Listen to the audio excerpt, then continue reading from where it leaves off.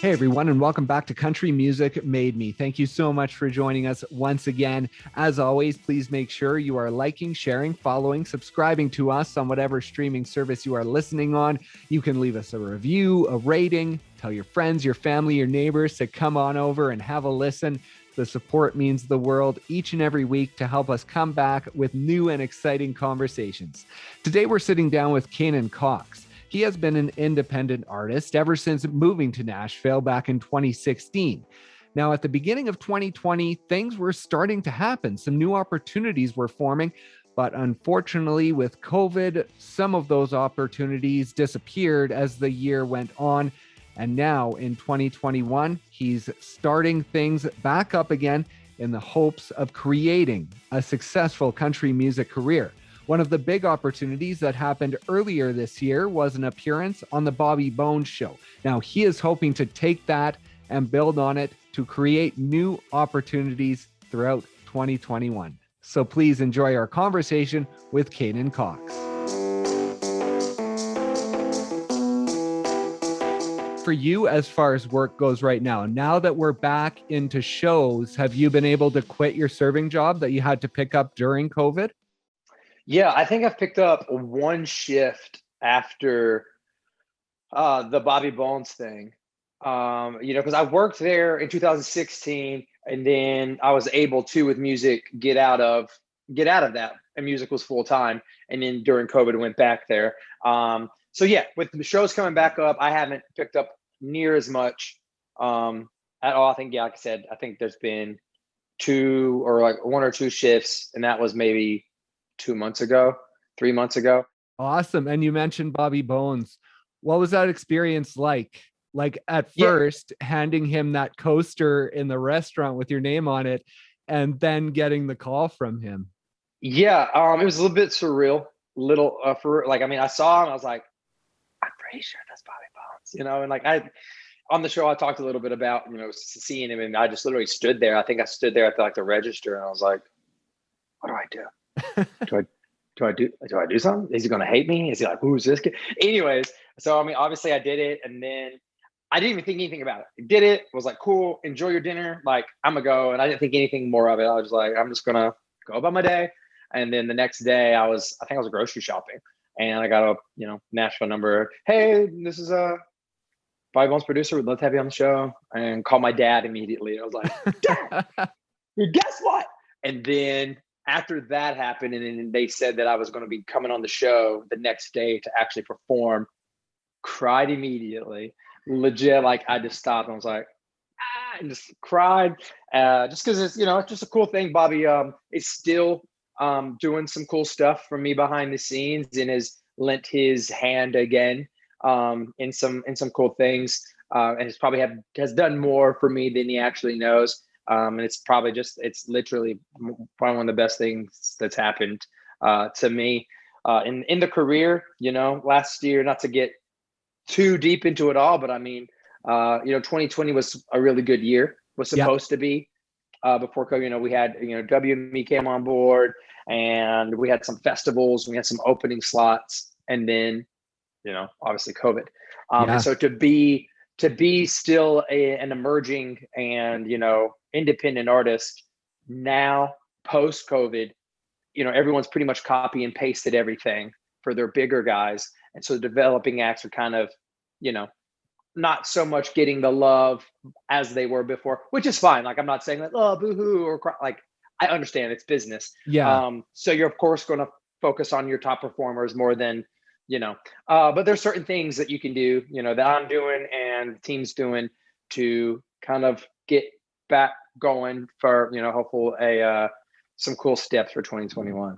Yeah, for sure. And you talked about calling your dad when you got the Bobby Bones Show. Now let's talk about back in the day, the influence of your dad, the influence of your family. Now, growing up in Hendersonville, I believe it is, right? That's the actual place, just so your mom doesn't get angry with you. I believe you always mention Asheville.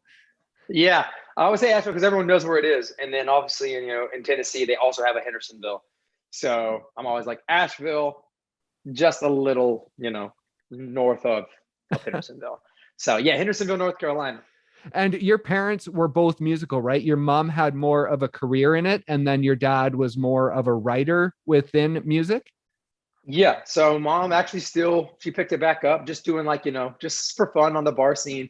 I called her, I don't know, maybe a couple of weeks ago. She was like, "Oh, I'm not going to be there. Like we're playing down in South Carolina." I was like, "Oh, cool. I didn't know y'all picked it back up." So yeah, got my love for music was, in bars, and she would drag me around to certain things that I could get into. I remember Rocky Top was my song, was like, that was the song that I played with them. And dad always had a guitar around and writing and stuff. And there's actually a couple that he's helped that are out that I've either sent to him, or I know there's a few that like him and I've written just completely all together. And literally yesterday I sent him a text message and just said, "I've got a song that I think you and I could really, because I know my dad's style, like he's very, Conway Twitty, a little bit old school country, which is great. So sometimes he likes to write the words, but he only knows about 3 or 4 guitar chords. So it all Oh, kind of okay. sounds the same thing. And I'm like, don't play anything to it. You write the words, I'll write the music, and we can create something that doesn't sound like it was made in 1954. Right. Um, no offense to Pops, but yeah, they definitely had a huge influence on the love of music, writing music, and just kind of the hustle and grind of it all. And what age were you when you first started performing with your mom? I mean, as early as I can honestly remember, I mean, there's times I performed in church and stuff like that, just singing, or Right. well, very small town, very small church, like 20, 30 people in the congregation. It's like, all right, I guess Canaan's going to get up here and sing a song now. And, just here is this hymnal. So been performing for quite a while. And it wasn't, as far as I can remember, I was, getting not drug around sounds like she forced me to do it. Loved it, loved playing. And just as early as I can remember. And then it wasn't until probably college that it was kind of my own thing, where I was like, oh, I'm actually getting paid myself to play somewhere, to play in this part. I had went to college, and then on the weekends would, put some guys together, and we just go play at the honky tonks around the town. So And college was sort of where you started writing. So, as far as your dad's writing goes, did that influence you any when you were younger? Or was that something more that caught on after you got a bit older and in college and realized sort of what that meant? And that's when you started sort of collaborating with him? yeah, it was probably after the fact. I mean, I know that they've done it. My mom released music and CDs, and I saw her in the studios, and at it back in home, in Hendersonville. And so I grew up around it, but I never really put two and two together for myself. Oh, okay. Um, it wasn't until like my freshman year of college where I wrote like my first song, I guess you would say. And my best friend, he's still my best friend. He had a MacBook at the time, which I didn't have, much of anything. And I was like, "Hey man, I got this song," or like, "I've got this." I wrote a poem for a girl in high school, and then I was just kind of messing around. And my roommate at the time was like, "Dude, yeah, just put it to music and like just see what you can do with it." And honestly, I mean, I'd probably give him credit for being like, "Hey, you should go do this thing." I do always wanted to perform at some level in the entertainment industry, but it just seemed to be that writing and singing and playing, it's kind of, it just kept opening doors. So Right. And when did the playing begin? When did you start to pick up the guitar? Was that before college as well? yeah, playing music and being in music was way way younger. I picked up the mandolin when I was 8. Oh, right. Yeah. The Uh, mandolin and the fiddle, right? Yeah, so played the mandolin in like 5th grade, and then I actually started orchestra in school, in middle school. And I didn't know at the time, like we, up in North Carolina, listening to like Ricky Skaggs bluegrass stuff, and I couldn't read music at the time, so it was all just listening by ear and picking it up. Um, and no one told me, so it was an orchestra. Like I went through the whole year of 6th grade, and then my teacher, I mentioned that I played mandolin. She goes, "Oh, do you know it's the same? It's the same fingerings." I didn't know that. I thought it was, and I was like, "What? Like I've been here playing this fiddle like an idiot, and I already know how to play this." And then just cool. Now the two click. Here we go. So yeah, music was definitely before the writing. It went mandolin, fiddle, guitar, and I always kind of mess around on the piano. My grandma played piano, so she would maybe sometimes just let me sit down and keys. I wouldn't say that I know how to play the piano. I could play enough to write a song and maybe impress a girl or something. It's like, yeah, cool. Watch me play this one song. But nothing that I would want to do in front of a huge crowd. So. And did you used to get in trouble in orchestra because you would sometimes go off script? Did I read that? Oh, yeah, probably. Man, you've done your research. I'll dig it. Yeah, I never been one. I don't know, not like a rebel or like causing mischief and stuff or anything. But yeah, I don't know. If I ever heard some kind of cool lick that I wanted to, I would maybe sneak it in there if I could, or if she wouldn't notice. I definitely would learn the part and I could, play it as it was written. But just sometimes, especially playing the fiddle, which is a lot of sliding on the violin, at least, Right. So yeah, there was a couple times where we would play these, graduation ceremonies, or we would go and have to play, hey, we got hired for this ensemble at this fancy dinner thing, and we're playing like Paco Belcanon or something. And all of a sudden you're just like, it sounds like Charlie Daniels is on the fiddle instead of okay. And she'd be, conducting. She's like, Canaan. I was like, what? So yeah, but I get that from my grandma. My grandma definitely, when she got on the keys, playing Amazing Grace, and all of a sudden she just kind of bust loose in some blues sevens and some cool little fun stuff. And you're like, all right, I'm feeling it. So with your grandma and with your mom, who do you think is the first person to inspire the performance side of you and that sort of stage presence? Which person do you think had the first influence on you? I feel like seeing my mom perform, I saw her perform more than my grandma. My grandma, obviously, I just saw her play in church and stuff, which wasn't really like, here we are, we're doing this thing. Right. So I'd have to say it would be, it'd have to be my mom. But then I always talk about having a big family. I have right. the 7 sisters and a brother, and I always kind of, you never really know it when it's happening, but then you look back as you're older. And I always had an audience, and I just loved being like, hey, everyone gather around, watch this that I learned, watch this, listen to this song that I learned. So I always kind of loved being the center of attention without it, sounding like a pretentious way, but just, I always like to be, the lights went off in the house, and either it could have been music, it could have been, I love Jim Carrey growing up, still love Jim Carrey, like Mask, The Grinch. Right. I think I know every single word to Aladdin. And so I would just go and be like, oh, cool, the power's out, Canaan, get in the living room and entertain us. And I'd be like, all right, everybody, here we go. Aladdin from the top.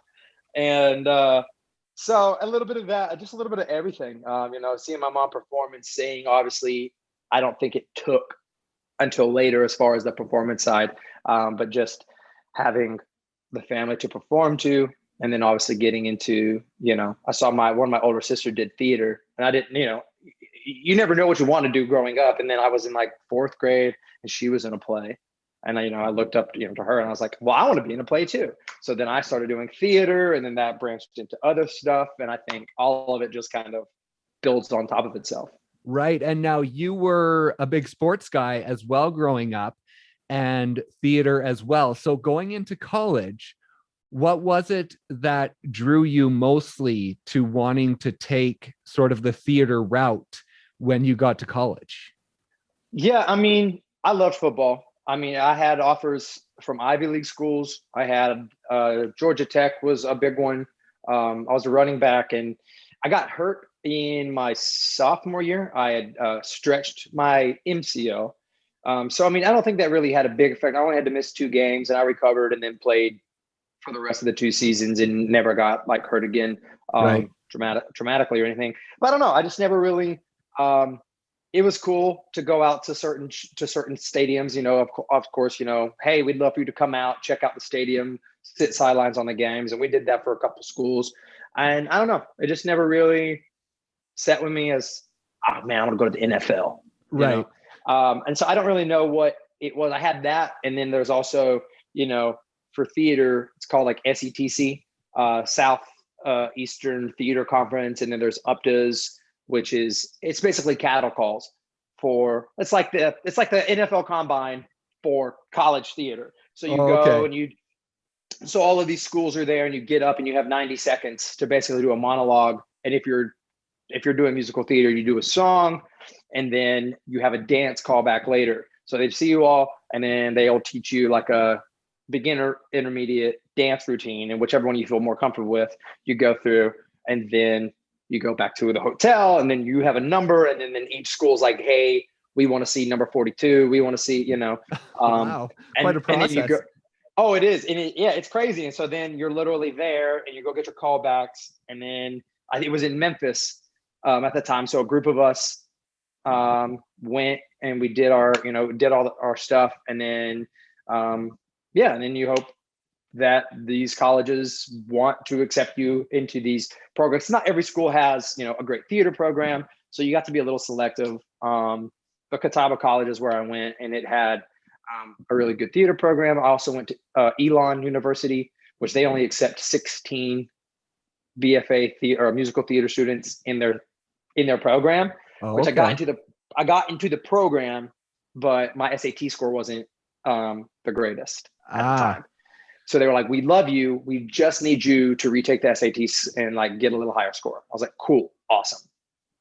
Did it, but then by the time I had like scheduled it, Catawba College had already literally came to my school, talked to me, showed me their program, did everything they did, and then by the time I took the SAT, I was like, I don't even care. I know I'm going to Catawba, so I don't even know what I made the second time. But yeah. Anyway, I'm talking a lot. Tell me to shut up at any that's point. okay. Hey, it's your story. You get to tell it. And so with going to school for theater, what was your end goal? Did you have something in mind when you started that of this is what I want to do when I graduate?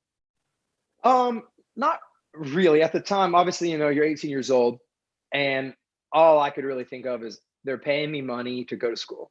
Yeah, so dad was like, I would love to go to school. At the time, I think a little bit was almost going to school for my dad. I think in my freshman year, there was one part where I literally called him. I was like, I don't want to be here, and it's so dumb. And I honestly wanted to move. I remember it perfectly. I was standing outside of the theater building, and all I wanted to do, and we can get into this later because I'm sure it's maybe in your notes, but I wanted to go to LA. I wanted to go to LA for film school. And Right. at the time, I'd just gotten there, and my dad's, best friend, love him. He's never been wrong about anything he's ever told me. And don't tell him I told you that. But, had a good, dealt with a arrogant 18-year-old at the time. So stayed, but I didn't really know. I loved performing. That's all I knew. I was like, it's a good school. I love acting. I love performing, dance, singing, the whole nine, a little bit of everything. And even in music at the time, I liked to do it. But then there was another, we had like a music program there as well, which was completely different from theater, but it's called the Vernaculars. And so like they literally had classes on putting shows together, like bands. Oh, So they had okay. like country vernaculars, they had pop vernaculars, they had, all this different stuff. And they were doing this one show, and this was like the highest tier. So like you went like your freshman year, you started here, and you got to the bigger bands. Right. But this is gonna sound so vain, but it's like I could sing and play the piano kind of. And they needed someone for their show. So I kind of got thrown in with the big boys as a freshman, which was completely different than the theater program. It's, whole different teachers, whole different vibe. Oh, okay. So I was able to kind of double dip. And I think that honestly opened the doors to that, to like, the student body was there, and I'm sitting here on keys, and there's lights and smoke, and I'm sitting here, and we did the entire Dark Side of the Moon Pink Floyd album. Oh, okay. So different completely to what I was used to and everything. And I remember spending hours upon hours upon hours, literally Googling piano chords, because I didn't know it at the time. I knew how to play, kind of lied a little bit because I wanted to play with them. Right. And so I was like, of course I can play the keys. But all the stuff, I was like, okay, what is the D minor 7 look like? Got it. But somehow played that entire album. Wow. Yeah, and so it was never like, if Broadway ever came, or it was never like I want to be on Broadway. Right. It was just I like to perform. If that's something that I find on the way, then sure, that'd be perfect. But then music kind of took its thing. Met up with some producers and stuff that were in Charlotte who also had something to do with the vernaculars, which got me into, after we did the show, they were like, hey, we have a studio. Do you write your own stuff? And I said, I've started to. And so we at the time wrote a bunch of songs, just myself, and recorded them all. They all sucked. And anyways, and so it just all kind of, just everything was different. I mean, I still love to perform and at the theater level, but there was never a part of me that was like, I want to go to school for musical theater to be on Broadway, or like the same way with the NFL. I just think I was at the right place. I was always at the place I needed to be when I needed to be there. And I was going to ask you about that music production in college, because I saw that you had a professor that had a recording studio and you got to record some stuff. And so when you got those finished products back, those finished songs, did that light a fire within you that you didn't know was there after hearing those and sort of hearing what you could do? Yeah, 100%.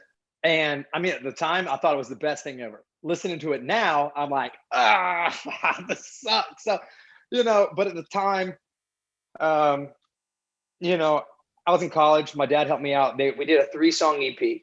They said 3 songs, and they cut me a deal just because I was a student there and they worked there as well. So they were like, hey, we obviously have rates, but we'll just do whatever. Right. And so hearing a song that you're just, in your dorm room with your guitar playing, and then hearing it, drums and bass and guitar and the whole nine, it's a cool experience. And I definitely, after that, went and I wrote like 8 more songs and then released an album.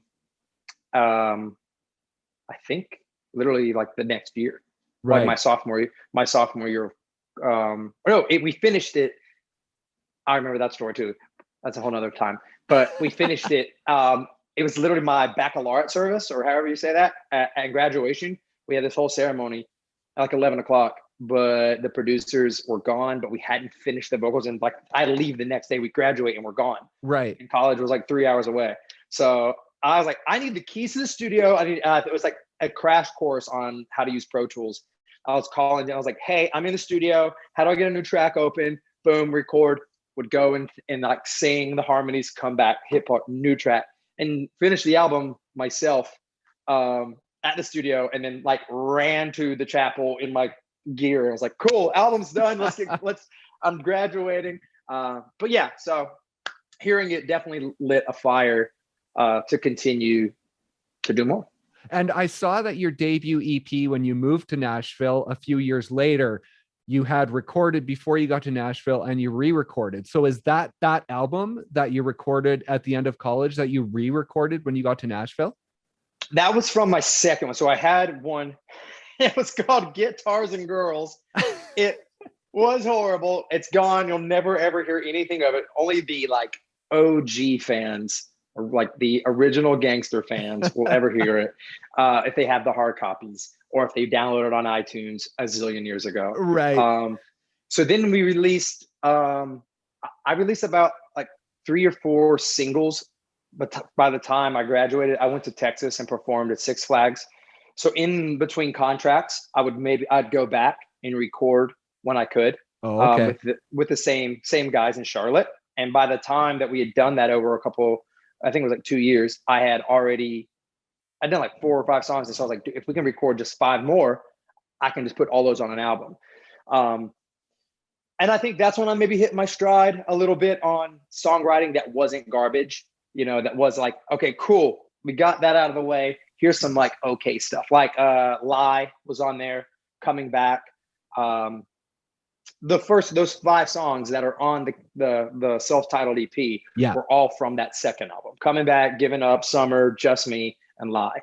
Right. So and so then I got to Nashville, did my thing, and met some people instead of having to spend a bunch of money and re-record, because we had some momentum with some stuff going on. They were like, well, let's just kind of give these a Nashville polish. And so we took those, polished them up, added some new things, recut some things, and then released that as an EP and took everything else down. Right. And so going into all of this music recording, like you talk about growing up with Seven Sisters, I know you've talked a lot about your sort of pop influence growing up. And so when it came time to pick a lane, when you realized that performing music and creating music is something you wanted to do as a career, what was it about country that drove you into that lane? Yeah, I mean, I think that's definitely just where I'm from and what I'm singing. And even though I have like a pop influence, I don't necessarily think I have a thick accent, but I feel like if you put my stuff on pop radio, it'd be like there's a few words on there that, it sounds a little bit country. So I Right. didn't want to go, too out of the realm. And I don't want, that's a whole nother conversation too about subgenres and genres of where music is right now. Yeah. Um, but I just thought, I mean, especially too, I'm a very much a businessman. Like I think, sure, whatever sings and does his thing, but I on a business sense, this is very much entrepreneurship. Um, and I even had this conversation with one of my pop friends who's like pop, and he's struggling. And I was like, well, it's hard because I sing country. I can go sing everywhere in the world or like everywhere bar, brewery. I can go and play a 3-hour set and get paid money to sing songs. Right. It's a little harder as a pop artist or an R&B artist or someone else when I can just go like, hey, cool. I can play a 3-hour cover set, throw in some originals, and that was back in the day, but I think it's harder to do. And so as a business sense, I was like, country's paying the bills. Let's stay in country. Right. And that's just kind of what it was too. I had 2 albums and obviously Nashville is kind of the place to go. And I honestly didn't really, I don't think I've had my voice in what I wanted to do. Because you're still green. When I even moved here, still writing songs that, you were writing stuff that sounded like what was on the radio instead Right. of writing stuff that what you wanted to. And I think within the last year and a half, 2 years, with things building and building the name and playing more shows where it is original shows and original songs and, 2 UK tours, you get a little bit more confident in, instead of writing this, this sounds like what's on the, like, no, I want to write a song. It's called Stilettos and has a horn section and it sounds like Justin Timberlake. Because Yeah. like that's my jam. That's my stuff.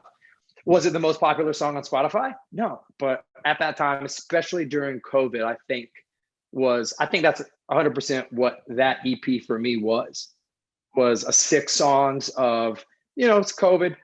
I knew that nothing really progressive was going to happen in my career as far as everyone just shut down. And so instead of being like, wait for everything, I'm just like, let's just do, and I already wanted to do it, but it literally freed the reins in the studio of being like, that's not really, and that's not really, country, or that's not really this. It's like, oh, cool. You want to start a song with violin pizzicato, Stay Home, and now you hear that. It's like, Ariana Grande's entire album starts that way. Right. Like, cool. So as far as like finding country, it just, especially to what you're writing, and I just grew up with it, where I'm from, growing up and listening to it. But I think what I love about country music is the lyrics. I saw an interview back in, I believe it was 2018, and you hadn't really opened up as far as writing with others because you felt your music was really personal and you sort of had a struggle writing almost outside of yourself. Now, has that changed over the last couple of years? Have you done more writing with others in Nashville? Yeah, it's changed for sure. And I think a lot of that has to do with just finding myself as a writer. Because now I know in a right kind of what I bring to the table. And I think the more you do this, or the more people you talk to about writing, I think everyone has their strengths and weaknesses. And so I think doing them at first was kind of scary because you just don't know really what's going on. What you're doing, you don't want to get in a riot and then everyone hates you or something like that. And then also too, I mean, it goes to the business side and I really hone in on this a lot before. I love this town, but also I hate this town a little bit because when you get here and you're out there and you're mingling, shaking hands, I don't know how many times you go and I was like, oh man, let's write sometime. Let's write. Hey, let's write. And you're like, dude, awesome. Let's write. And I'm very like, here's a notebook, my to-do list. I got to do this today, this today, this today. And so you'll go out there and like, how cool, awesome, man. We'll write tomorrow at 11 o'clock. And then you get a text at 10:49. Hey man, I was up till 3 a.m. downtown getting hammered. I'm going to have to cancel the write. I'm like, awesome. I'm never going to talk to you ever again. And so I got a lot of that at first. Right. I got a lot of just like flakes. And so it kind of just like, well, screw it, I'm just going to do this all myself. And I just felt like if I did anything, it'd be a little bit of a waste of time. But now I've got some people like setting up rights. So I don't have a publishing deal, but that's the next step. Like I've got, all right, tomorrow, I've got to write Thursday, I've got to write next week. And that's all set up via publisher. I don't have a publishing company, but it's people have taken interest and they're like, hey, we'll set you up with some writers in our rooms. I'm like, this. So yeah, I definitely had found some in that midst though, have found a couple of folks that I've enjoyed writing with and have written with them before again. So it's not been just solely me. What was your thought coming into 2021? You say as a businessman, you love that side of it. And so after what 2020 meant, what was your feeling coming into the new year? Were you excited? Were you down because of what happened last year? Where was your level of emotion coming into this sort of reopening? Yeah, I mean, I stay pretty optimistic. It takes a lot to really like knock me down. I don't, it could be coffee, it could be pre-workout. I don't know what it is.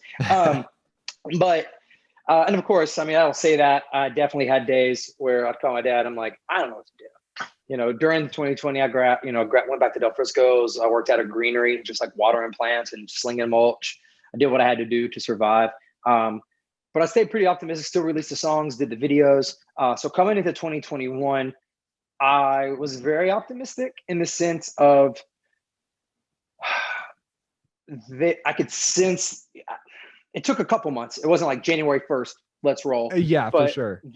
There was a couple of things, even without COVID, the music industry shuts down from about November to February, basically Thanksgiving to CRS. Right. Because everyone's just holidays or chilling, and so even without COVID, it's normal for it to slow down and feel like you're not progressing. So right around that time is also when COVID was kind of looking up, where they were like, hey, we have a vaccine. So I was optimistic in the sense of reaching back out to connections. Like I said, I'm still booking my own shows and doing my own thing, and that's what I've done since the beginning. But as far as getting in those doors as like, publishing and getting on some opening acts. So reconnected with some of the folks that I hadn't talked to in a while pre-COVID. Right. So I was real optimistic, just trying to get a good grasp of where everyone was. I remember having a meeting with one of my agents and I literally was like, I don't care if you're not working for me. I was like, I just want to know what you're doing. Like, what is the sense? And again, not everyone knew. But I just wanted to kind of at least reach back out, let them know I was still alive, still doing the stuff. And they're still in my corner. Like I said in the beginning of this, interview, it's everyone's copy and pasted the big dogs, and the independent guys a little bit on the low side, but still very optimistic. Things are moving. It's already August, which is insane. And I think as an independent artist, you kind of have to. It could easily wear you down. Yeah. Easily, yeah. Sure. But you definitely, I don't know, celebrate the small wins. And I don't know, gratitude is such a big part of my life, of being like, you're still technically doing this full time.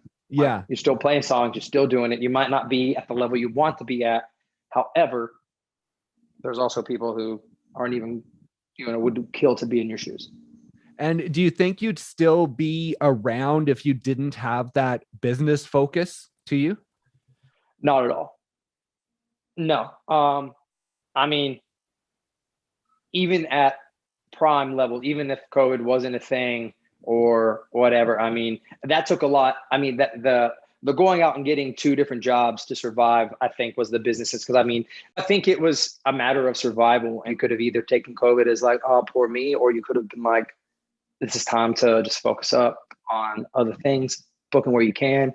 So anyways. Right. And on the business side for you, you say, you know, the big fish are sort of getting the attention right now, but as stuff starts to normalize going into next year, what are your hopes for what the next year will hold for your career?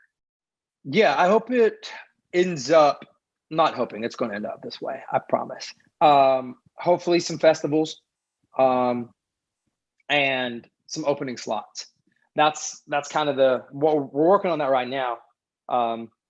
One thing from the Bobby thing is I got a manager, and he's just kicking it. Like, he's doing so, it's just everything I've ever wanted, needed. And I'm loving it. And so we're right on the cusp of, I think we're like a month and a half in of just kind of getting the plan together. Oh, okay. And then certain things have already popped off. And yeah, so we're just trying to play these parts right. And that all came from Bobby. Can't thank him enough for all that. And that's the goal for maybe this year, even, is definitely those higher, you know, those shows of some festivals and opening slots mostly this year, just because most of the festivals are already booked.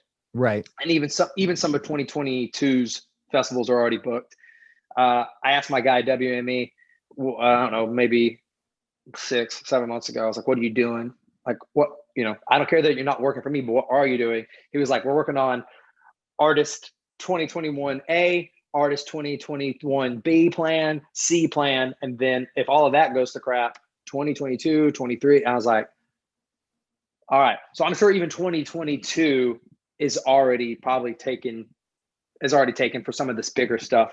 So not going to be naive and be like, "Oh yeah, I'm going to be selling Nissan out by January." But at the same time, just any progression would be great. And what I'm looking for, to just, not have to just set up your own equipment and do your own thing. I mean, those shows, they pay, and you get to get out there and play your music and stuff. But that progression of showing up, kicking butt, and moving on.